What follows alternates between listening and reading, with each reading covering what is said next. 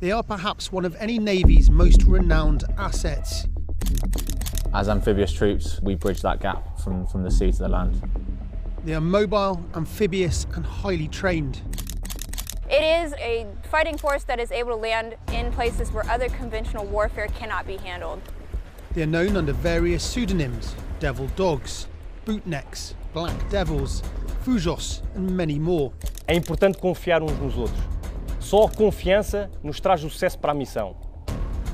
They are deployable by sea and by air and able to operate on different terrains under all weather conditions. We worden van de woestijn tot in de bergen kunnen wij ingezet worden en overal waar mensen zijn kunnen zich conflicten ontwikkelen. They are the Marines.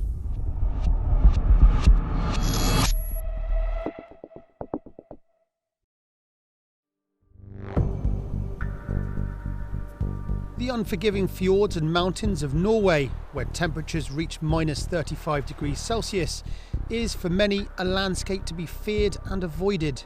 But for the UK's Royal Marine Commandos, it presents an ideal training ground. The Royal Marines are Arctic specialists, so we're out here every winter honing these skills, and there's a huge coastline up in Norway, so being able to operate from the boats adds so much to what we can do on the land. The relationship between Norway and the Royal Marines stretches back to World War II, when British commandos orchestrated a series of raids on the Nazi-occupied Norwegian coast. The Royal Marines started as the infantry of the Navy and then developed quite a lot through World War II, taking on that commando aspect, and that's the legacy of the Royal Marines. Norway and the United Kingdom are now close NATO allies. And for this group of commandos, the freezing conditions on the Norwegian coastline presents a challenging opportunity to conduct drills in their Orks, or offshore raiding craft.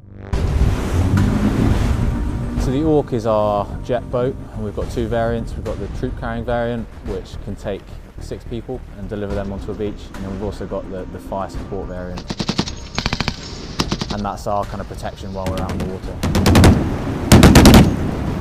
But in places and conditions like these, it wouldn't just be the enemy that they'd have to contend with.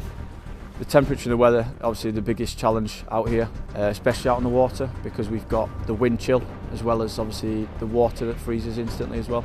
And if we're heading off down the fjord at a boat group at like 30 knots into a 30 knot wind, it can quickly become down to -60 plus, so we've got to take that into consideration as well.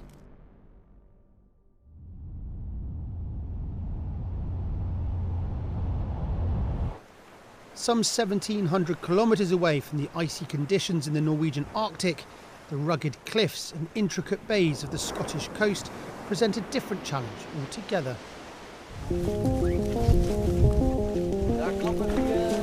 For these Dutch Marines, training here enables them to practice tactical insertions and extractions in different conditions than they might find back home. Ons motto qua patet orbis, zo wijd de wereld strekt. Overal ter wereld moeten wij ingezet kunnen worden onder wat voor omstandigheden, terrein of weer dan ook.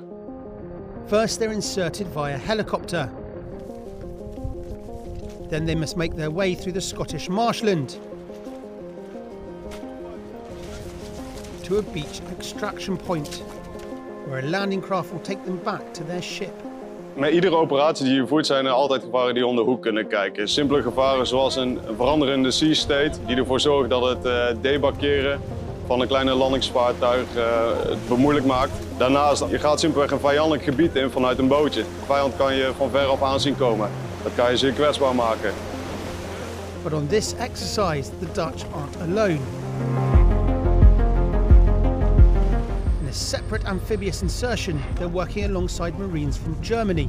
Wij zullen zelf als kleine korps binnen Nederland niet tot alle mogelijkheden kunnen beschikken wanneer wij willen oefenen. Maar op het moment dat wij kunnen samenwerken met de Amerikanen, met de Duitsers die meer of andere voertuigen dan wij gebruiken, kunnen wij alleen maar eigenlijk onze bereikheid in de wereld vergroten. Dus ik denk dat dat zeker wel een belangrijk aspect is om samen te werken in de NAVO.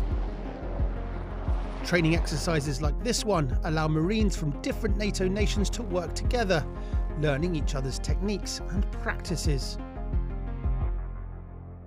And this kind of cooperation can be found all over the alliance.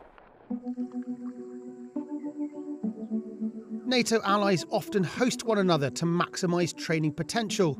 Here in Lithuania, the winding rivers and their dense tree lines present an opportunity for these Portuguese Marines to practice river-based amphibious landings. Sim, os fuzileiros da Marinha Portuguesa conduzem uma operação anfíbia. Fase 1, verificamos todo o material, equipamento, fazemos a camuflagem adequada ao meio ambiente. Fase 2. Nesta fase, iremos fazer a projeção pelos meios do bote Zebro 3 do Corpo Fuzileiro. Fase 3. Os elementos de reconhecimento irão ser projetados por meios de subsuperfície, garantindo assim a sua aproximação até à praia de desembarque. Fase 4. Nesta fase, é crucial que os elementos consigam garantir a segurança da praia, por forma a poder mandar avançar os elementos do grupo de assalto. Com praia reconhecida, segura e pronta para a força de desembarque. Fase 5. O grupo de assalto prepara-se e nos botes Zebro 3 irá efetuar um desembarque anfíbio. Fase 6. Nesta fase, todos os elementos movimentam-se para o objetivo por forma a garantir um deslocamento até a área do objetivo. Um raio anfíbio requer surpresa até o último momento. Por isso, este tipo de ação é curto, cirúrgico e conciso.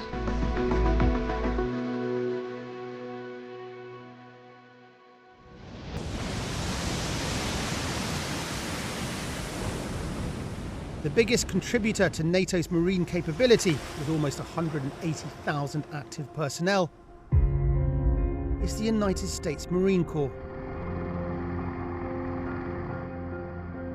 The Allied Marine community, we share a common heritage and history as soldiers of the sea. We're accustomed to having to be ready to pick up and move to a crisis area at a moment's notice in order to meet and accomplish the mission. Training in European countries with European Marines strengthens the bond between the Marine forces from different continents and ensures that if a crisis was to strike, they would be able to work together. We've been here since 1980, so there's a legacy and history of cooperation with our allies in the area. I'd say the best part of my job and then the best days are when I get to either sit down with or work remotely with Marine and naval infantries across Europe. And in a traditionally male-dominated branch of the military, the United States, in 2016, opened up combat roles in the Marine Corps to women. I myself am joined by a myriad of other females here in roles such as logistics, flight controllers, engineer, female artillery officer here. That's just the officer side of things. On the enlisted side of things, I have female truck operators, boat operators. Having more females to look up to as role models has been extremely empowering.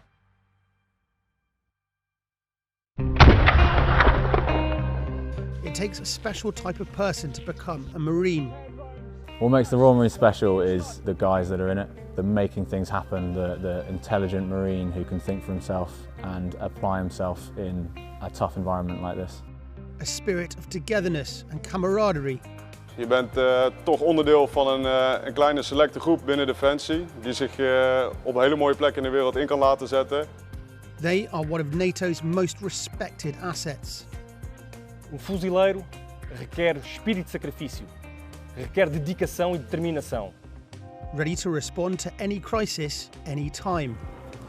I am part of something that's bigger than myself, and I take pride in the fact that I'm doing something that so few other individuals choose to do. Our protection is their defining purpose. They are the Marines of NATO.